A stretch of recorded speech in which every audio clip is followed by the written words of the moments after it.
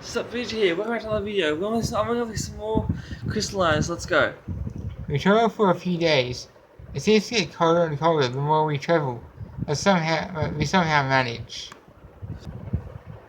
One afternoon, we finally arrive in Arendelle. Although there's still a pleasant chill in the air, the sun's rays warm us as it glints off the impressive buildings. People here are well dressed and pay no attention to us. As we're used to seeing those from out of town. As we enter further into town, I noticed a lot of people heading towards the center of the square into a large structure. What do you guys think of the building that's over there? Annie glances to her point and brightens up. That is exactly where we need to be headed. She speaks up, looking pleased. It seems like everyone else needs to be there too. Is there an event going on? What exactly is in there? Naomi is already out of earshot. We pick up the pace to keep up. When we entered, I was blown away by the sheer magnitude of the place. The main doors open into a hallway which splits off into the adjoining wings. One wing is labelled library. There's a conservatory and a cultural centre too. The conservatory does not allow visitors, but the cultural centre seems to be hosting some sort of exhibition, and that is where the crowd of people are filtering into. The hour breathes out in wonder, and she takes in the hall. Zack cranes her neck to take a better look into the library, as Zack pushes the crowd, and he turns towards us. The library in Ellendale is renowned for its collection of rare tomes. It is the largest library in Havengard. Since we are already aware the Wind Temple is in this vicinity, I hope that by cross-referencing the books in the library with the notes from Elderison, I will be able to narrow down their exact location. Liana nods. Good idea. Do you need any help? Amy shakes her head. I am confident that I will discover the information we need sooner rather than later. Kara grins. You don't have to tell me twice. I've got some business of my own I'd like to take care of while we're here. Zack narrows his eyes. What kind of business? Kara smiles sweetly. I had no idea you took such an interest in me. He crosses his arms. I just want to make sure you aren't getting into trouble. I have a feeling when Kara said, "Do you know how an interest in me?" It's because Zack does, but he just doesn't want to admit it. And Kara's a bit of a tease. Kara's a bit of a tease right now, if you haven't noticed. Alright, why don't we all take some time to relax and explore Ellendale, and meet back up here afterwards? Oh, just a question. Do Kara and Zack get together? You'll find out. And I guess these guys will as well. Everyone agrees and goes their separate ways. As far as Kara follows Amy into the library, they and I both move forward towards the exhibitions, seems surprised by each other's choice. I take a close look at the exhibition and see two signs. I guess the reason there's so many people here is because there are two exhibitions going on at once. One is the illusions of the mind, and the other is about the heroes of Hysteria. The others both explored the exhibit of illusions. Check out the exposition with Leon and Zack. See what Kara's up to.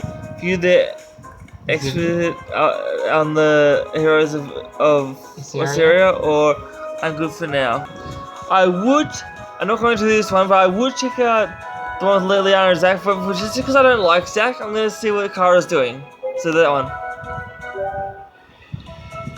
See what Kara's up to.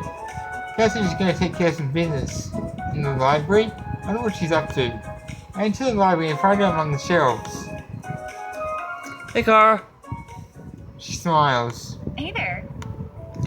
Checking out the selection? You could say that. I'm wondering if I have something that might interest them. She pulls out the faded tome she found in the Earth Temple. If this library is as extensive as Amy says, maybe they're looking to expand their collection. It couldn't hurt to ask. I browse the books along the shelves. It looks like they got all like, other old books here too. She pulls out a book and inspects the cover, then grins and puts it back. They've got Arius texts. Who are they? The ancient civilization here. They're the people who would have built the Wind Temple. If they've got Arius tomes, then they're sure to be interested in what I've got. Kara confidently approaches the librarian. Perhaps you could assist me. The librarian glances down his nose at Kara and sniffs disdainfully. Perhaps. Ignoring his Wait, I thought all librarians are supposed to be girls, and that's not sexist. I'm just making sure like every school and every library I've been to, the librarian always been a female. What do you think about that, Black Fox? I've seen female librarians Really, where? around town. Well, I've never seen them. You can never go to the library around town. I do sometimes, Hardly. and the one I go to usually has a female librarian. Yeah, well, they do have different shifts. Yeah, I never seen a guy there though. You hardly ever go there. No, I go there every day after work. No, you don't. But you live before me, so how would you know? So check the time you get home. It's close to the time you leave work. Well, does it ever occur to you that I take a shortcut? Yeah, that's not a big shortcut. It is to me. It takes like a whole longer to walk home the other way. You know he's watching this. Kara pulls the book out of the place, places it in front of him. Would you be interested in a Gaian text? He leans closer to inspect it. Where did you acquire this? From one of the ruins. Unlike most of texts found, this one is very atypical. It's actually a children's book. Surprised this to his demeanor. A children's book? Kara carefully flips the pages, show off the illustrations. Yes, and you can tell it's Gaian based on the calligraphy. She writes different pages on the page. The Gaian's language didn't use punctuation, while the other ancient civilizations, such as the Uri, did. And the parchment itself is out of an animal hide, which is typical of Gaian culture. Kara continues to spout more and more facts. The more she talks, the more impressed the librarian seems. By the end of her speech, his frown is faced with an interested grin. He fairly sets the book and nods in satisfaction. Fascinating. And you're hoping to donate it to our library? Well, donate for a small fee. Ah, of course. In this number which Kara pleasantly counters, they go back and forth for a while before the librarian finally nods. He doesn't disappear for a few minutes, before Kara returns with a small pouch. She begins to safely tucks away her pouch. How'd it go? Not bad. I was hoping I could get a little more, but I still ended up with more than the initial offer. That's a win in my book. Can't help but be a little impressed. She hasn't shown my face as Kara looks at me questioningly. What is it? I'm impressed you know so much history. I thought you would use your body to convince him. Well, that was good haggling. I'm gonna choose I thought you'd use your body to convince him because that just seems like something she would do, don't you think, guys?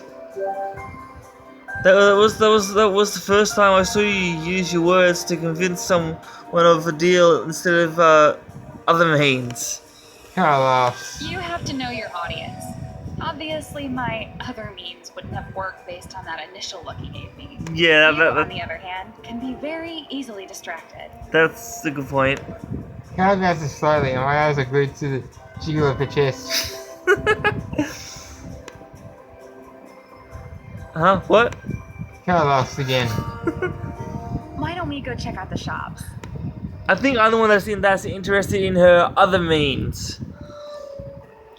Sure, it'll be nice to see more of the city. Kara and I leave the building and wander the cold streets till we come upon the marketplace. He wears a few of the storefronts. Kara mostly ignores the clothing shops. And he's more interested in the stores selling trinkets or antiques. A car peers through the window of a shop. I hear a father and son talking in front of a sweet shop. The boy cuts happily as his father hands him candy. His dad grins equally as wide. I'm proud of you, son. Remember to keep up your studies. Maybe one day you can grow up to be a mage. Thanks, Dad. I looked at my father's face when I brought him home my first A. He looked just as proud as happy as a man with his son. He took me out for ice cream as a reward and told me to keep my grades up. What is he doing now? Does he even know that I'm missing? Anyways, it's for my face. Are you still there? Sorry if that was a bit like low voice. That happens sometimes. Cal looks concerned. Huh? Sorry. What's going on? Okay there. Tell her I'm a little homesick, or pretend it's nothing. Now, guys, I feel like since I'm an honest guy in real life, I'm as honest as I can be. I'm gonna be honest here, just like in real life, and say, tell Kara I'm a little homesick. Sorry, I saw that father and his son over there, and it just reminded me of home. My dad used to buy me ice cream as a reward for doing well in school when I was young. Cal's expression softens. You never really talk about home. Sometimes it's hard to remember that everything is so up in the air for you. One minute you are living life as usual, and in an instant all of that was ripped away and your life turned completely upside down. Cal's voice increases as she talks. She seems to know exactly how I feel. We shouldn't talk about this anymore. Sounds like she speaks from experience, or I'm dealing with it. Well, she knows how I feel, so I'm gonna say it sounds like she's speaking from experiencing. I don't know how she does though. It sounds like you've dealt with something similar. Cal looks surprised and laughs bitterly. Nothing quite as extreme as being transported to another world. But something did happen. She goes quiet. Sorry, I didn't mean to pry. It's just unexpected since you're always so confident. I've got an impression that you liked traveling alone, and it's hard to imagine you being unable to handle yourself. Cal smiles softly. I wasn't always like that. When I was young, I lived with my father in a big town. I went to school and gossiped with my friends and played with dolls just like every other little girl.